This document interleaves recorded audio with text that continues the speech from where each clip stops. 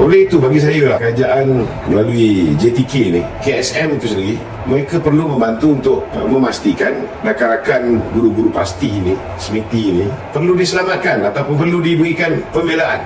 Kerana bagi saya, hari ini mereka ni semua sudah jadi masuk dalam kategori miskin tegar, tuan-tuan, dengan gaji yang diberikan oleh pihak pasti ni. PAS ni meletakkan guru-guru pasti ni hanya sebagai sukarelawan dengan allowance yang rendah, dan mungkin mereka mengumpan mereka ni dengan ganjaran pahala, seolah-olah kalau makan gaji rendah, buat kerja untuk PAS, mereka diberikan balasan syurga katanya. Jadi bagi saya lah, guru-guru PAS ni diminta untuk setia atas hanya landasan perjuangan, tapi dibiarkan hidup susah. Kemudian bila hidup mereka susah, kemarahan mereka akibat daripada kesusahan yang mereka lalui, akhirnya dipindahkan pula kepada kerajaan pemerintah, kononnya harga barang mahal dan sebagainya. Kalau dah gaji itu begitu rendah, macam mana mereka nak hidup selesa dan mampu untuk meneruskan kehidupan mereka? Kerana hakikat dia, gaji mereka terlalu kecil dan mereka tidak mampu untuk meneruskan kehidupan mereka sebagai seorang pekerja dan rakyat biasa.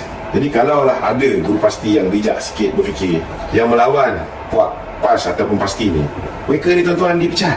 Jadi melalui kerajaan madani ni, KSM ataupun Kementerian Sumber Manusia, cuma untuk bantu agar guru-guru pasti ni pertama sekali mendapat gaji minimum, kedua mendapat caruman KWSP untuk masa depan mereka, untuk hari tua mereka, ketiga caruman keso untuk keselamatan mereka. Dan saya juga setujulah dengan cadangan kawan-kawan kita yang merasakan bahawa setiap premis pasti ni juga perlu disiasat. Kerana pertama sekali mereka kena ikut garis panduan PBT, kedua mereka kena ikut garis panduan bomba. Takkanlah tafiz, contohnya tafiz yang terbakar dekat Keramat tu, akhirnya menyebabkan semua tafiz kena dapat kerusakan bomba, kena dapat kerusakan PBT, supaya kita tak nak lagi ada pasti-pasti yang membahayakan keselamatan. Jadi benda-benda macam ni sepatutnya MP PAS ni kena fikir dan teliti.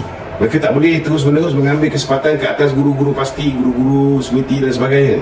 Dan selain daripada itu, disebabkan pasti menerima pelajar seawal usia 4 tahun, maka bagi saya perlu pertama sekali garis panduan JKM tu dipatuhi, garis panduan KKM dari segi kesihatan juga dipatuhi, kemudian garis panduan Kementerian Pelajaran juga sewajarnya dipatuhi. Kerana ini bukan setakat mereka ada taska, mereka sekarang dah ada sekolah rendah, mereka juga dah ada sekolah menengah, tuan-tuan. Jadi biarlah semua sekolah, tak kira pasti ke ataupun apa juga, semiti ke, mempunyai keperluan asas yang mandatory bagi sekolah-sekolah biasa. Apa kelebihan ataupun istimewa sangat pasti ni sampai dia tak nak ikut langsung garis panduan yang dikeluarkan kepada tadika-tadika lain, taska-taska lain, kepada sekolah menengah, sekolah rendah lain. Ini benda yang saya rasa Kementerian Sumber Manusia ataupun JTK, Jabatan Tenaga Kerja, tidak boleh bagi muka pada puak-puak PAS ni.